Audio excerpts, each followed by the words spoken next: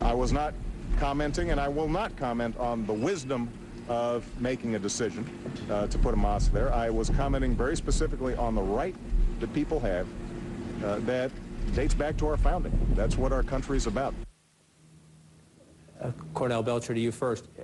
He says he was not commenting on the wisdom of a specific project. If you listen to what he said at that dinner, it sure sounded like he was commenting on the wisdom of a very specific project. Well, I mean, I could make the case that what he's really doing is reaffirming sort of his and embracing the Constitution and embracing sort of our rights. And as the president, that's what he's supposed to do. So I could make that argument that he's really sort of reaffirming the right to build rights. A place of worship and a community center on private property in Lower Manhattan in accordance with lower laws and ordinance. Faiz, do you have any doubt what he was talking about? Well, he turned a great moment of political clarity into one of political confusion, and I think he could probably resolve that by just coming out and saying, answering the simple question, do you believe that it is smart and wise for New York to go ahead and American Muslims to go ahead and build this mosque? And I think the answer is unequivocally yes. That's certainly the suggestion that was left to us on Friday. Now we're not so sure. He certainly stands behind the right, as many Republicans do, of Muslims to build it. But is it wise? And I think he needs to just come out and say, of course it's wise.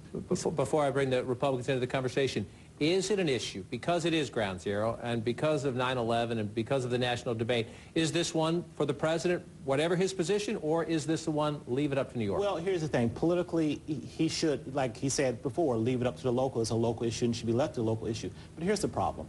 The problem is, our friends, our colleagues on the right, want to make this an issue because it makes it a national issue and it makes this bigger. So for the next week, we're going to talk about mosques. For the next week, as opposed to talking about healthcare and talking about jobs, we're going to be talking about this mosque issue. And in the end, this mosque doesn't better prepare this country to meet the challenges of a global economy. This mosque issue does nothing to take away our national debt. It is a classic switch issue here that the president shouldn't be engaged in because, quite frankly, we shouldn't be having this conversation. We should be talking about real issues confronting this country. Well, Eric and Ed, to you first. You live in New York. You spent a lot of time in New York.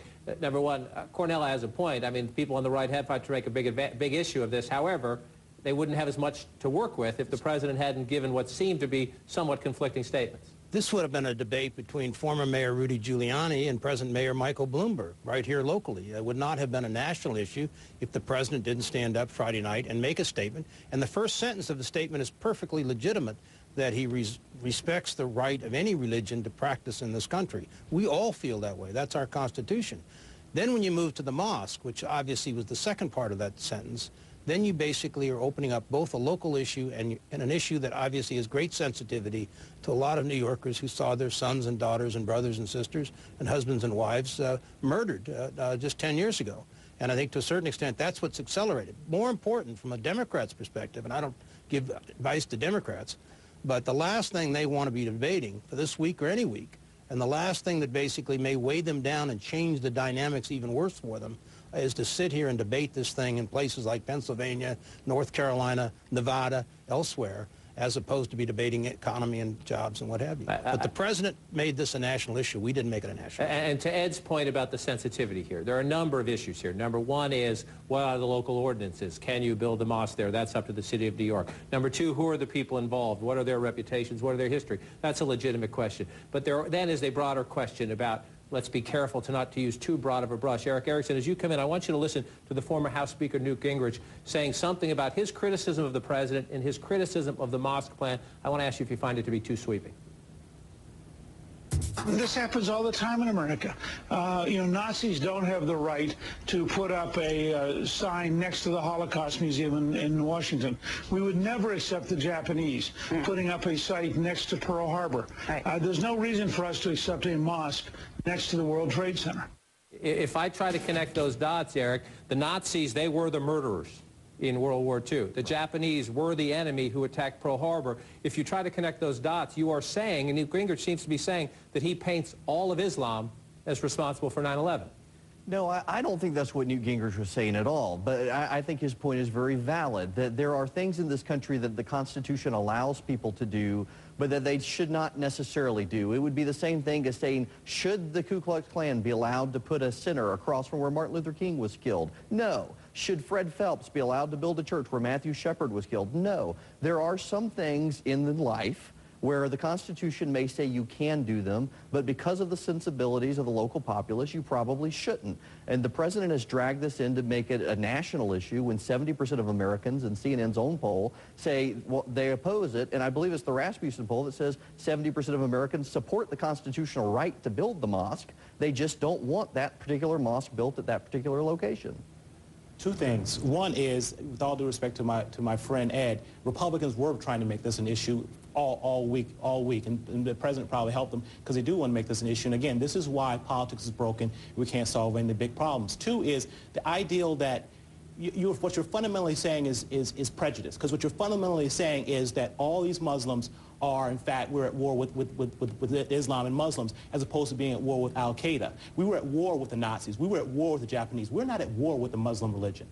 I mean, that's absolutely right. Cornell, I would have to say, going back to this, I mean, this is the bigger issue here. Saying that the people who oppose this mosque is somehow being prejudiced or bigoted or what have you, no. The fact is there are a lot of people who saw 2,000 Americans killed by jihadists at Ground Zero. They see the people who are building this mosque going around the world in the propaganda campaign saying, give us money because we're building it at Ground Zero. I am an American Muslim. I was raised an American Muslim. Are you telling me that I cannot go and pray 2 blocks from Ground Zero because I'm somehow un-American? And I'm not saying that at all. You need to be sensitive to me. Why can't I pray because of a few cowardly and radical acts by a few terrorists who attacked a building, which I condemn? I'll condemn as loudly as I possibly can. That is not something that represents my religion. What is the problem with me going a couple blocks from Ground Zero to practice my faith, just as you could if you would like to go practice at your Christian church? There's no problem with you going to pray near Ground Zero. The problem is the people building this particular mosque have gone around the world, it's very well documented, saying we're going to build a mosque at Ground Zero, give us some money to help fund it. This particular person has been an ambassador for both the Bush administration and the Obama administration, preaching that we need to build interfaith relationships. He's exactly the type of person you want to promote if you believe that moderate Muslims need to be peeled off from a radical element. This is who we need to be promoting, Eric. You should be joining that cause. There's one very important point. The Islamic faith, which I admire those who practice it and those who basically are peace-loving, and I in no way, shape, or form hold them accountable for 9/11. They talk about a sensitivity to their neighbors, a sensitivity. This ground has fought for 10 years. The people who are the survivors have fought for 10 years to have the proper memorial, to make this whole region a very special place. What goes in there has been dictated oftentimes by the families, with a lot of political pushing back and forth. Mr. Rollins, Muslims died as well on that day. I understand that. Do you not respect that?